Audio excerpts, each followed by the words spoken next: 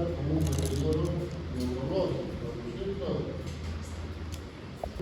Vemos cómo se encuentra el paciente, pues ya vimos en qué estado está. Cuando está despierto, dice, y ponemos orientado en las tres esferas, ¿cierto? ¿Y a qué nos referimos con las tres esferas? Tiempo, persona y espacio. Espacio, ¿cierto? Bien. Ahora, si nosotros permitimos esto, ¿cierto? Vamos a ver que tenemos que hablar del nivel de conciencia para hablar de coma, porque tenemos que entender de esta manera, ¿no es cierto? Y para hablar de el estado de conciencia normal como nosotros en este momento, se requiere de algunas cosas. Ejemplo, entendimiento, ¿no es cierto? O sea, estar despierto y entender lo que el gesto se comunica o lo que, ¿no es cierto?, nuestros sentidos van asimilando, captando e interpretando las cosas. El fluido, lo que vemos, lo que escuchamos, lo que tocamos, ¿no es cierto? Entonces, al estar en vigilia, captamos la información de la mente a través de los sentidos. ¿Dónde a enviar? A la corteza cerebral. Es ahí donde se interpretan las cosas. ¿Por qué la corteza cerebral? Porque es donde se procesa toda la información, ¿no es cierto? Y da el contenido a cada una de las cosas. Y eso se llama estado de conciencia, de entendimiento, de entender lo que pasa a nuestro alrededor. Y la corteza cerebral se encarga de, no funciona para, ¿cierto?, dar el contenido y se encarga de que nosotros empecemos a, si quieren, digamos, manejarnos diariamente, ¿no es cierto?, con relación al medio en que nos rodea. En este momento estamos en clases y nuestro cerebro, ¿no es cierto?, va funcionando en función a la clase. Seguramente si ustedes el fin de semana se van a una discoteca, su corteza cerebral va a funcionar, ¿no es cierto?, alrededor de ese medio ambiente. A eso llamamos estado de conciencia. ¿Se entiende, no es cierto? Bien. ¿Y por qué la corteza? ¿Por qué? Porque, ejemplo, si yo veo o me entra la información por la vista, ¿no es cierto?, toda la información que ingresa, por lo que yo veo, ¿a dónde va? La información. ¿Dónde? A la corteza. ¿Al área? Occipital, muy bien. ¿Qué área es normal? 16. ¿Ah? ¿Qué áreas? 16, 18. 17, 18 y 19 de Brahma, ¿no es cierto? Y todo lo que uno escucha, ¿a dónde va? Al área temporal. Al área temporal. Bien, temporal, capital, bien. ¿Qué áreas? 16. No. ¿Qué áreas? Hablamos cuando hablamos de fases. ¿Qué áreas?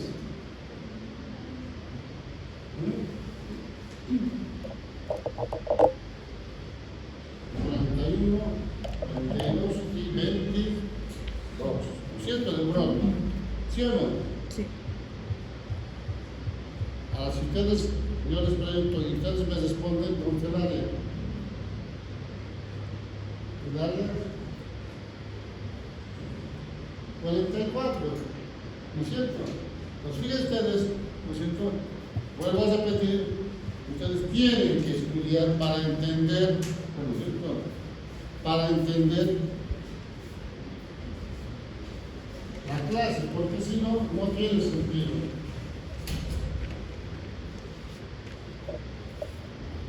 ¿Mm? no tiene sentido. Por eso es que necesito que estudien para entender la siguiente clase, porque si no, no vamos a entender. Ya se lo dije. Vuelvo a repetir, ¿entienden mal o no entienden? Por eso necesito que estudien. Bien, seguimos. Entonces, ¿qué es la conciencia? No es la capacidad de interpretar la realidad que nos rodea, ¿no es cierto?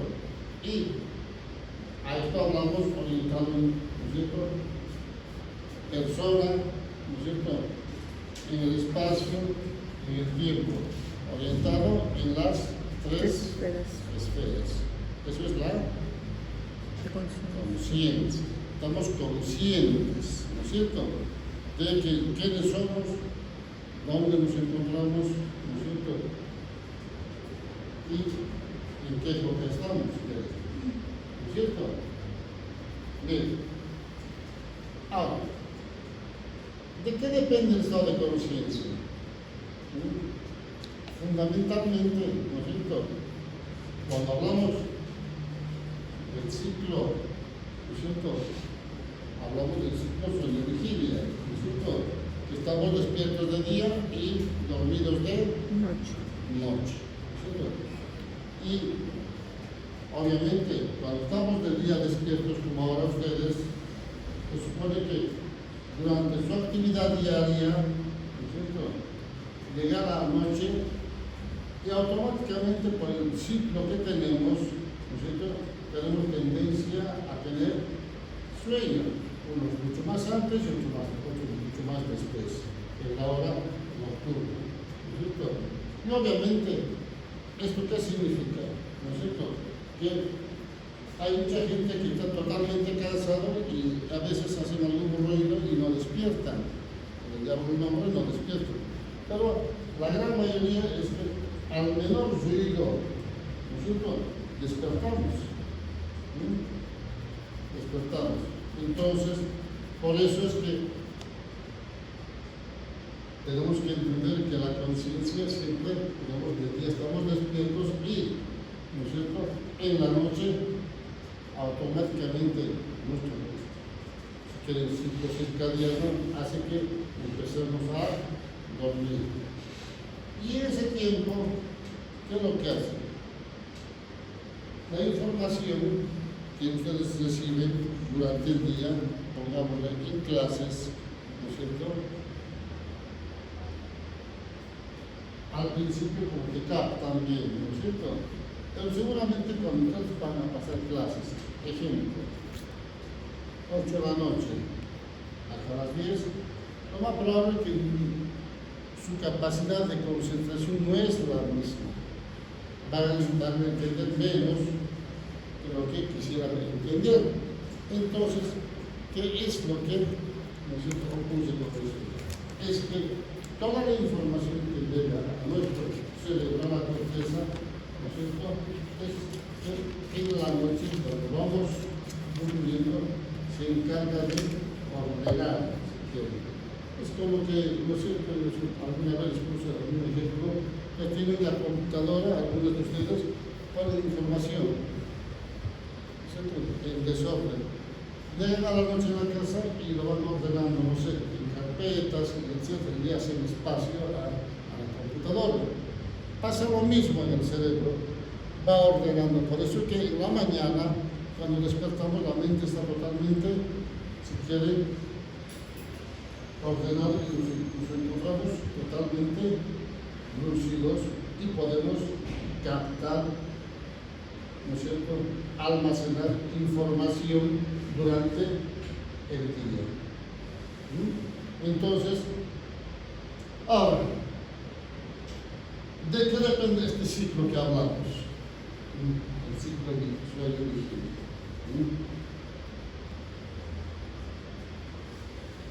Es que tenemos, ¿no es cierto?, el ciclo que nos va a mantener siempre despiertos de día, dormidos de noche, pero para esto tenemos que entender que existe una estructura que se llama el sistema reticular activador ascendente, que es lo que nos va a mantener despiertos de día, dormidos de noche, o si quieren el ciclo sueño-vigilia, o simplemente lo que llaman algunos autores el on-off. Entonces, este sistema es lo que nos va a mantener, como ya hablamos, en el día despiertos y en la noche con tendencia a dormir. Obviamente, mucha gente, por ejemplo, ¿cierto?, trabaja de noche y su ciclo está totalmente cambiado. O simplemente ustedes tienen que estudiar y no duermen las horas que corresponden, o simplemente no duermen. Y al día siguiente su cerebro sigue sin estar ordenado y no capta la información como debe ser. Bien, ahora, cuando el sistema reticular activador empieza a funcionar, nosotros tenemos que entender que este sistema es un conjunto de neuronas que se encuentran ¿dónde? En el tronco cerebral. Si nosotros vemos ahí en el esquemita, vamos a ver que todo lo que está marcado en verde, ¿no es cierto? Todo esto es el sistema reticular activador ascendente. Entonces, para que entiendan, ¿no es cierto?, acá dice, es un aglomerado de neuronas, eso que tienen esa función, que está ubicado, ¿no es cierto?, en el tronco cerebral, y llega hasta dónde, al tálamo, y de ahí se distribuye a la corteza cerebral. Pero si uno quisiera hablar en profundidad del sistema reticular activador ascendente, antes se llamaba una zona oscura, una zona negra, ¿no es cierto? Es como cuando escuchamos, ¿no es cierto?, van estudiando el espacio y las zonas oscuras, ¿no es cierto?, hablan de todas esas cosas que no entienden que es algo oscuro que todavía no está estudiando, pasaba lo mismo. Después vieron que era un conglomerado de neuronas que tenían alguna determinada función, pero actualmente está totalmente estudiado el sistema reticular activador ascendente, que tiene muchas otras funciones que no nos vamos a tocar, y solo quiero que entiendan que es el encargado de mantenernos despiertos de día y dormidos de noche. Pues todo lo que ingresa por los sentidos, ¿no es cierto?, se va a distribuir a la corteza de acuerdo al tipo de información que ingresa. Si estoy escuchando, irá ¿dónde? Al área de dormir, si quieren, ¿no es cierto? Ahora, si estoy viendo, va a ir a la región occipital, ¿no es cierto? Y si empiezan a hacer prácticas, por ejemplo, en el laboratorio, en anatomía, van tocando, todo eso irá ¿a dónde? La parte. ¿A dónde? Al área parietal, ¿no es cierto? Por eso les dije que estudiaran, ¿no es cierto? Por eso aprendimos, ¿no es cierto?, lo que son los síndromes globales. ¿Ven cómo es necesario estudiar los otros temas para entender el siguiente? ¿No es cierto? Para ustedes no estudian, ¿no? No estudian. Todos los días les repito, todas las clases les repito, estudian, pero no lo hacen. Lo que pasa es que no les interesa aprender. Ya se los dije, es su última oportunidad, que unos meses van a ser médicos. Si no estudiaron, ¿no es cierto? Entonces, ya sabemos ahora qué es el sistema reticular activador ascendente, ¿no es cierto? Bien.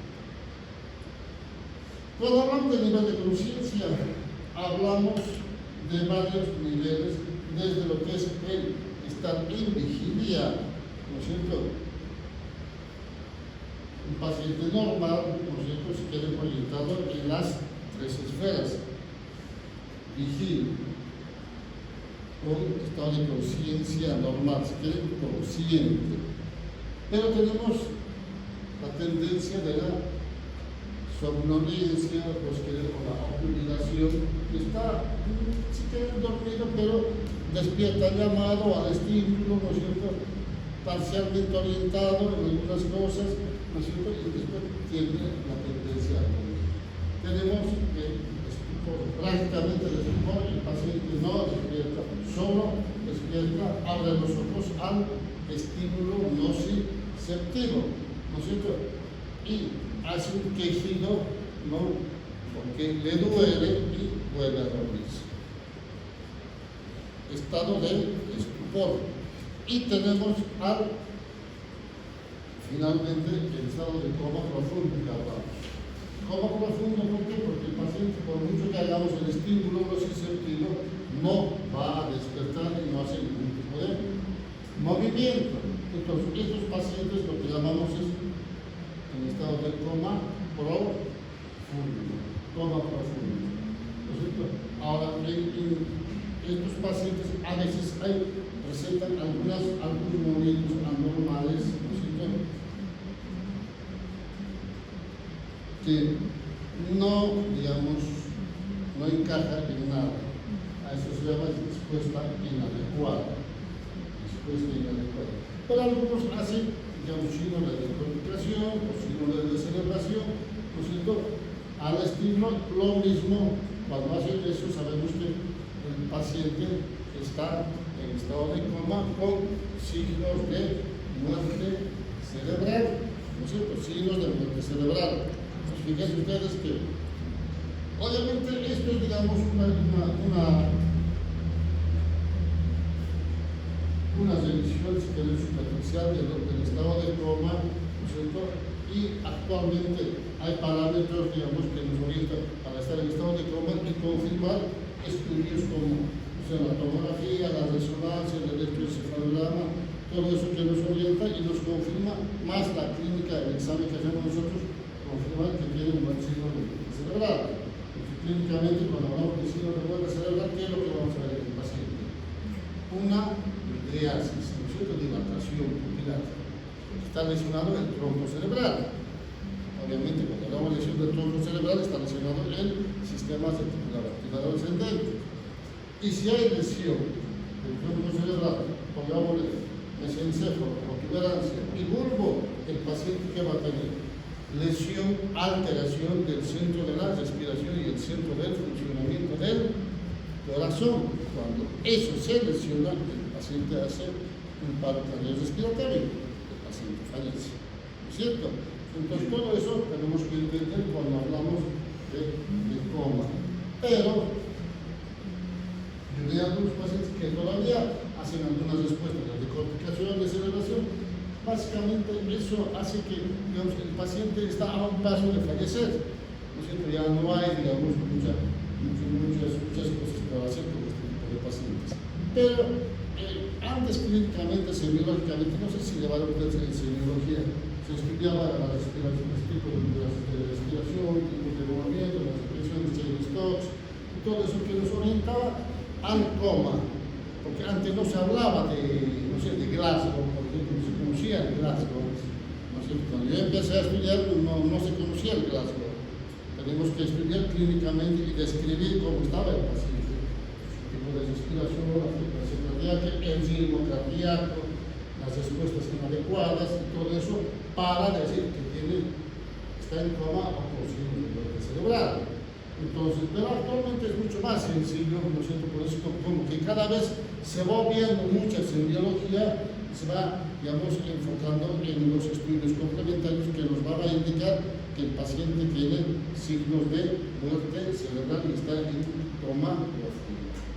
Entonces, ¿cuáles son las causas de que el paciente esté en coma? ¿No es cierto? Las lesiones pueden estar en el tronco cerebral o en la corteza, ¿no es cierto?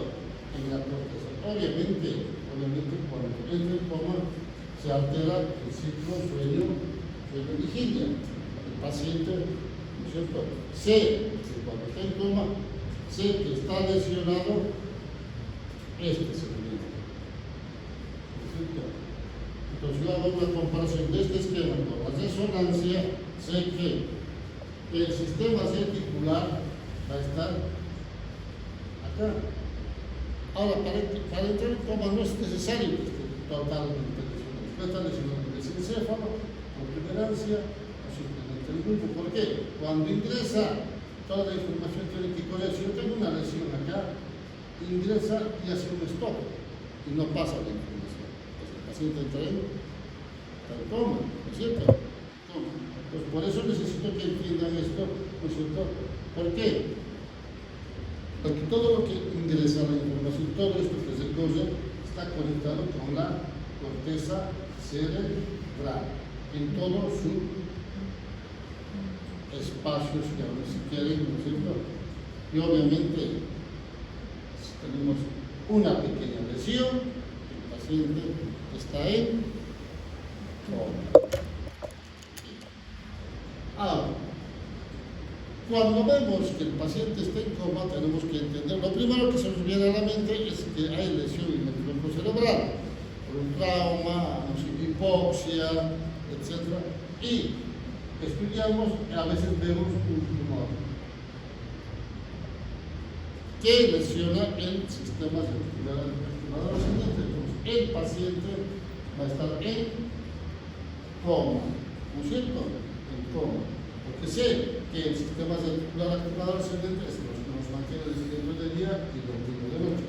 Cuando se lesiona este sistema, el paciente queda dormido y no despierta más. Por eso está en coma. Pero a veces, ¿no es cierto?, existen otro tipo de lesiones, ¿no es cierto? Como en este caso, fíjense, infarto hemisférico bilateral. Entonces, ¿qué significa esto?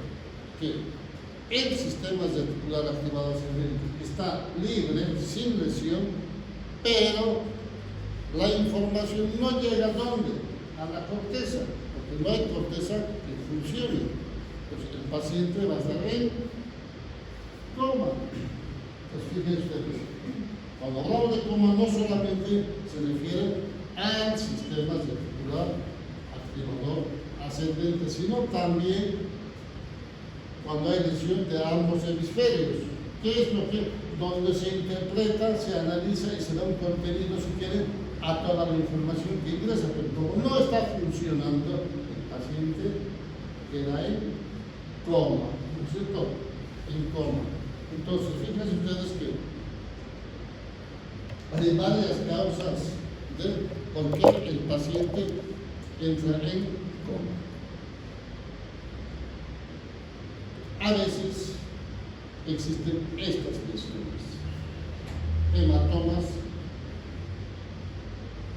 en fosa posterior que van a lesionar qué cosa, la protuberancia o puente. Cuando lesionan esto, el paciente va a estar en coma. ¿Por qué? Porque se está lesionando el sistema reticular activador ascendente, ¿no es cierto? O simplemente vemos esto, o mejor dicho, ¿qué es lo que no vemos acá? Tomográficamente, justo en esta zona. ¿Qué es lo que vemos ahí en esa zona normalmente? ¿Ah? ¿No? Las suturas, no, esto es el medio del cerebro. Esto. ¿No? No.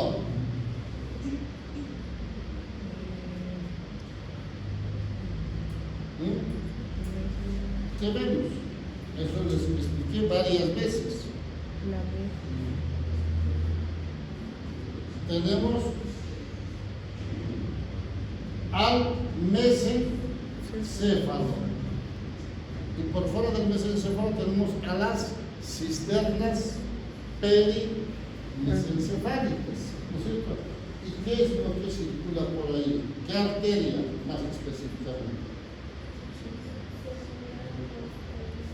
¿Cómo?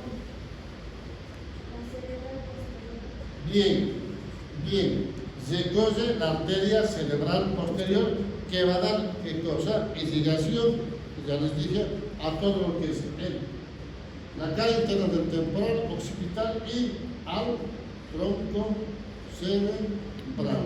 Entonces, si yo no veo esta cisterna, ¿qué es lo que pasa? ¿Ah? Si yo tengo la cisterna, ¿qué es esto?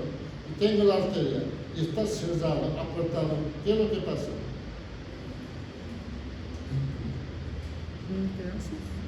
Hay una compresión o colapso de la arteria, ¿no es cierto? Y si está colapsada la arteria, ¿qué es lo que ocasiona? ¿Ah? Falta de irrigación a las estructuras que corresponden, ¿no es cierto?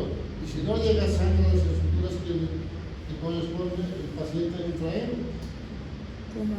¿ah? ¿Cómo? Coma, ¿no es cierto? En coma. Entonces, cuando yo no veo esto, ausencia de las cisternas perimesencefálicas dentro de la escala de Marshall, ¿qué grado es? ¿Uno? ¿Ah? Llevamos la anterior clase 2 semanas, hace 2 días llevamos eso. ¿Qué grado?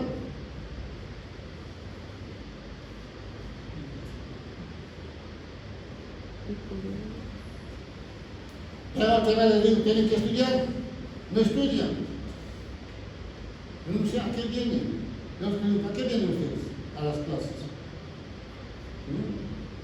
No, sinceramente díganme, ¿a qué vienen a clases ustedes? De la escala de Marshall. Porque lo que llamamos es que el paciente tiene el llamado sueño, ¿no es cierto? Sueño. Entonces, siempre les repito esto. En la escala de Marshall, cuando no veo las cisternas perimesencefálicas, les digo, ustedes médicos, asústense. ¿Por qué? Porque su paciente se está muriendo. Ahora ya saben por qué, ¿no es cierto? Si no hacen nada y no saben interpretar una tomografía, el paciente se muere. En otras palabras, lo están matando ustedes.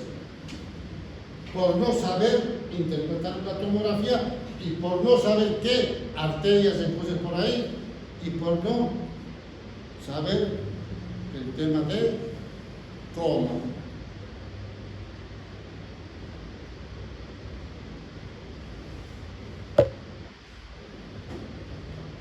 Por eso necesito que estudien, porque los pacientes depositan su vida en la mano de ustedes. Si ustedes no actúan correctamente, el paciente se muere. Entonces necesito que entiendan estas cosas. Lo mismo que esta imagen, es un hematoma gigante que seguramente, ¿no es cierto?, no es solamente esto, sino si hacemos unos puntos mucho más arriba, probablemente esté tocando también el tálamo. Y si está tocando el tálamo, en general, el gran porcentaje lesionan al mesencéfalo. ¿Por qué? El mesencéfalo se conecta con el tálamo. Pero si está así, el paciente está en coma o va a entrar en coma, ¿no es cierto? Entonces, por eso es que, por cierto, tenemos que entender que cuando vemos este tipo de estructuras o imágenes, tenemos que saber primero interpretar y luego, digamos, de acuerdo al estado neurológico clínico, actuar. Bien, ¿qué más? Eso. Lo mismo si vemos tumores gigantes que desplazan y comprimigen e invaden el tronco cerebral. Al principio el tumor, porque le deja un déficit. Todavía las cisternas perimesencefálicas están libres, pero se invade, desplaza y comprime el tronco cerebral, el paciente va entrando en coma y se infiltra o invade el tronco cerebral, el paciente se muere. Bien, entonces hablemos de esto. Cuando la corteza está indemne y nuestro sistema reticular activador funciona adecuadamente, entonces nuestro sistema, el on-off, que es el sueño ciclo, sueño vigilia, está normal. Entonces vemos a este grupo de médicos, residentes, ¿no es cierto?, que en la mañana empiezan todos contentos. ¿Por qué? Porque están totalmente lúcidos, empiezan a trabajar, ¿no es cierto?, su corteza totalmente, ¿no es cierto?, funcionando. O sea que el paciente está despierto, totalmente lúcido y durmió y tienen que hacer guardia en el hospital. Pasan las horas porque el trabajo es pesado, porque en el hospital es así, cuando hace trabajo de guardia 24 horas, uno no para de trabajar. Entonces, ¿qué es lo que vemos? Llega la noche y tenemos al residente tirado en el pasillo dormido así. Es lo que normalmente en el lenguaje médico habla de un tejido está en coma, porque no despierta. Tanto es el cansancio que se pone un rincón o queda sentado y se duerme por cansancio y fatiga. O sea que su ciclo de vigilia, su sistema reticular activador ascendente llega a determinada hora y se va apagando. Por mucho esfuerzo que haga, queda dormido.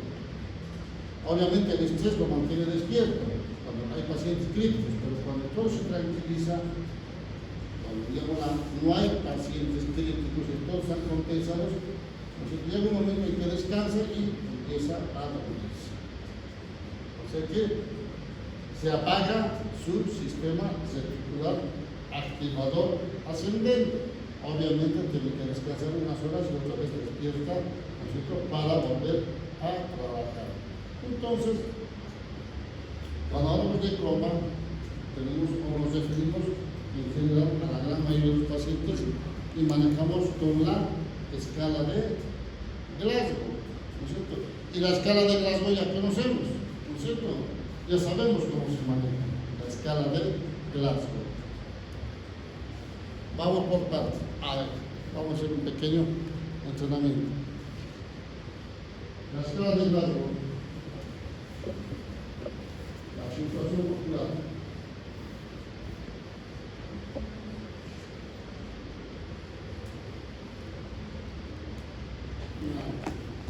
Motor.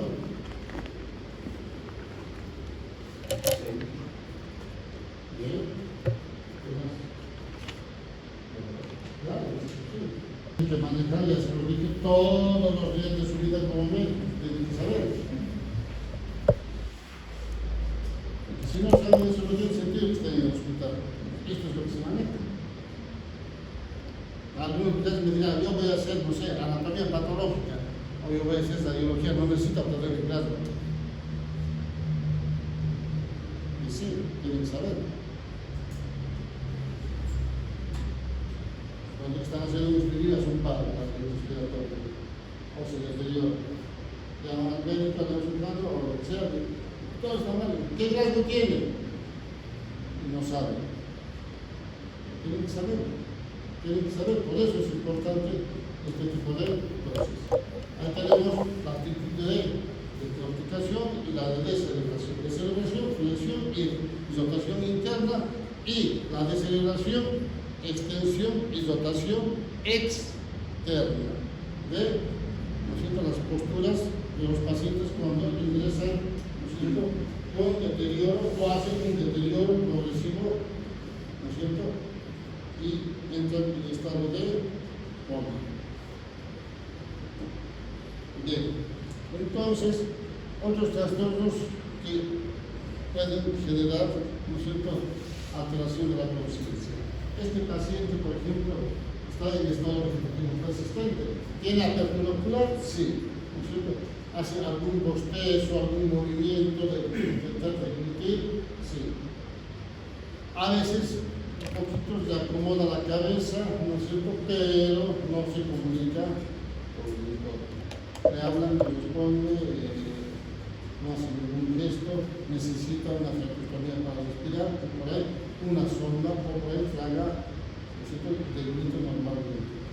El estado mínimamente consciente del paciente, ¿no es cierto?, puede emitir alguna respuesta, ya sea motora, ¿no es cierto?, o vocal, ¿no es cierto?, y estos pacientes en general son aquellos que van a tener alguna alteración durante los procedimientos, fundamentalmente de lo que se llama cirugías cardíacas, cuando hacen, digamos, circulación extracorpórea y quieren operar el corazón, y el corazón queda parado mientras estén operando. En las operaciones muchas veces suelen quedar con alguna lesión. Al principio a veces quedan en estado de coma y después van recuperando y hacen algunas respuestas, pero son los riesgos que, ¿no es cierto?, corren cuando estos pacientes están sometidos a este tipo de cirugías. Tenemos a veces estos pacientes que necesitan atención permanente de una personal de enfermería, ¿no es cierto?, ¿para qué? Para aspirar la secreción, dar la alimentación, movilizar, todo eso. ¿Por qué? Porque no tienen, digamos, su estado de conciencia normal. Están, digamos, anulados. ¿Por qué? Porque probablemente tuvieron una lesión de ¿qué? Del sistema reticular activador ascendente. Entonces, cuando hablamos esto, vamos a referirnos de las lesiones o causas que van a provocar a nivel intracraneal y extracraneal. Cuando hablamos de intracraneal, tenemos que referirnos a las lesiones supratentoriales e infratentoriales. En las supratentoriales es por encima de la tienda del cerebelo. Entonces vamos a tener los traumas graves, los TEC severos, los ACVs isquémicos y hemisféricos, las infecciones, o sea, las epilepsias súbitas, aquellos que tienen convulsiones 8, 10, 15 veces por día, ¿no es cierto? Por cada convulsión hacen hipoxia y por cada convulsión pierden o mueren muchas neuronas. Entonces, imagínense estos pacientes que tienen años y años teniendo convulsiones. O las infecciones, las famosas encefalitis o las meningitis, tumores que invaden ambos hemisferios como los glioblastomas multiformes, las herniaciones por edema cerebral y a nivel de lo que son las infratentoriales también hablamos del TEC severo, de graves lesiones vasculares, sangrados, malformaciones arteriovenosas, los tumores que comprimen, ¿no es cierto?, que comprimen el tronco cerebral y las hernias. Algunos de ustedes estaban de guardia el día lunes. Ustedes vimos un paciente pediátrico que tenía un tumor acá, ¿no es cierto?, y el paciente estaba entrando en coma. Tuvimos que derivarlo por falta de terapia. Entonces, esos pacientes hay que darnos cuenta rápidamente, ¿no es cierto? Y entre las causas extracraneales tenemos muchas causas. Todo lo que pasa en el corazón, en el pulmón, etcétera, etcétera, repercute en el cerebro. Colapso circulatorio, trastornos hemodinámicos, desequilibrio ácido base, falta de calor, insuficiencia hepática, renal, intoxicación por fármacos, intoxicación por drogas y problemas endocrinos. Fíjense, todas esas patologías pueden provocar lesión en el cerebro, en el tronco cerebral, y el paciente entra en coma. ¿Cierto? Y tenemos las herniaciones. Cuando hablamos de herniación subfacial, esta es la hoz del cerebro, cuando hay lesión, ¿no es cierto?, invade para el otro lado. O es las transtentoriales centrales. Hay edema acá y empuja las estructuras hacia abajo.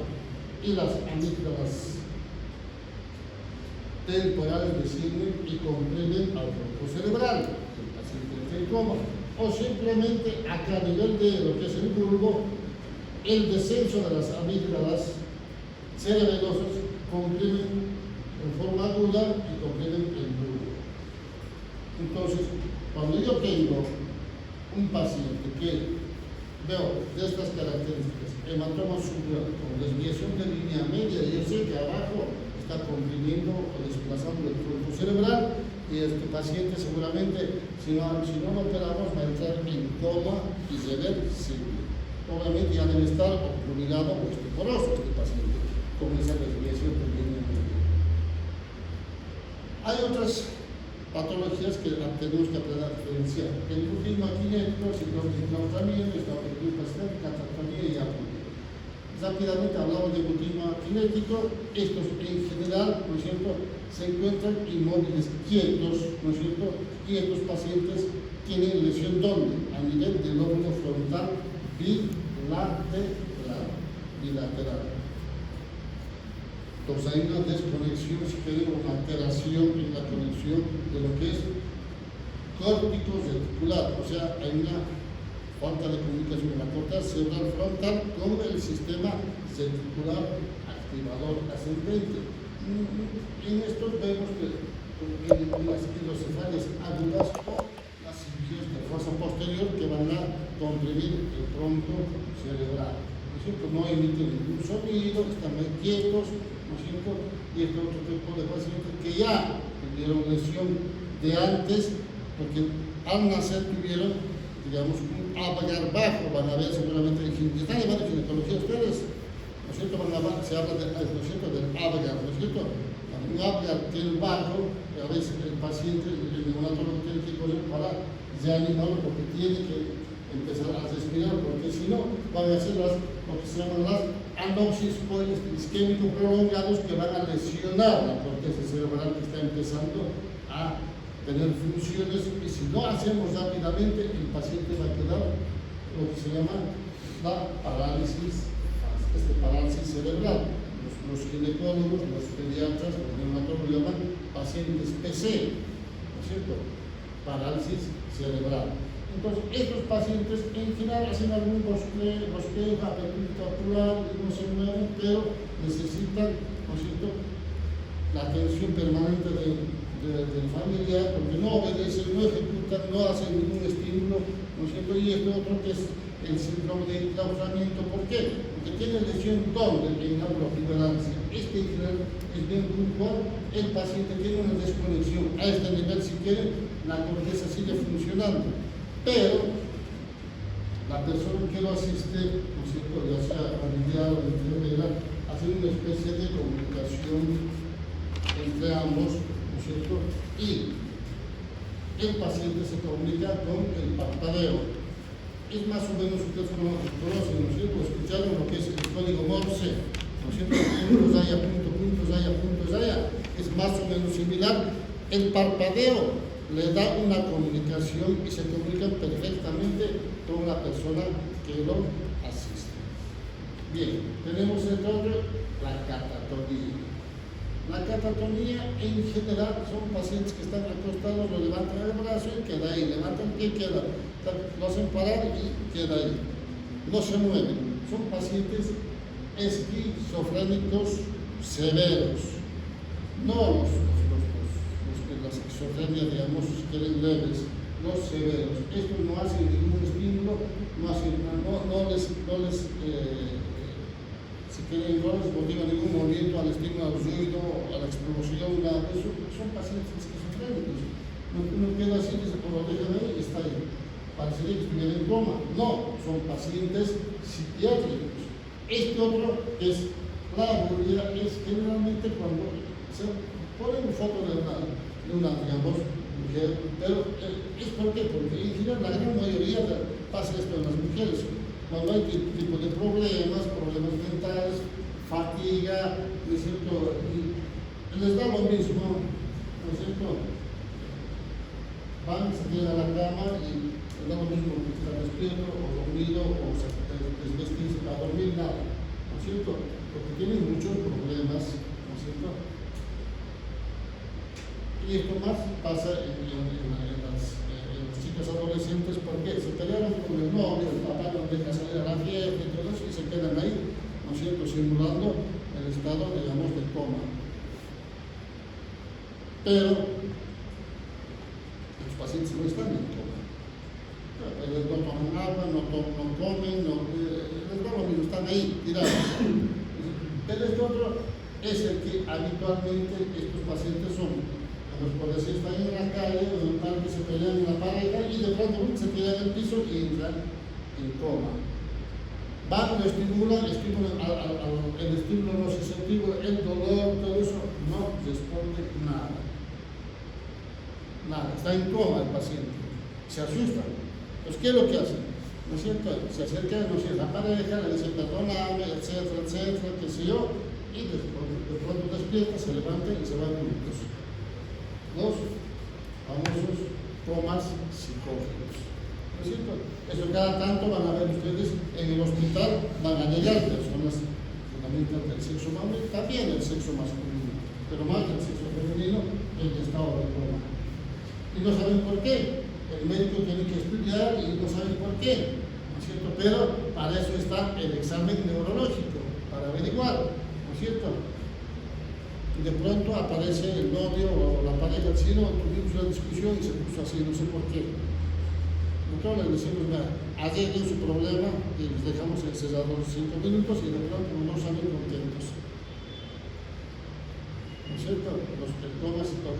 Todas estas cosas son estas variantes de patologías que no son coma, pero tenemos que saber interpretar. Mucho cuidado con, ¿no es cierto?, hacerse engañar. ¿Alguna pregunta con ese tema? Nada. ¿Entendieron? Me parece que no, ¿no? Pero bueno, esto es lo que, digamos, un pantallazo de lo que es el coma para entender de cómo enfrentar a nuestro tipo de pacientes y es el algoritmo de todo lo que hablamos, ¿no es cierto? Los antecedentes, consume drogas, etcétera, buscar las causas, ¿no es cierto? Los signos neurológicos y todo esto que hablamos está acá. Entonces, ustedes aprenden esto, seguramente nunca van a tener equivocaciones y recuerden esto. Se distribuye a la corteza cerebral. Muy bien, jóvenes.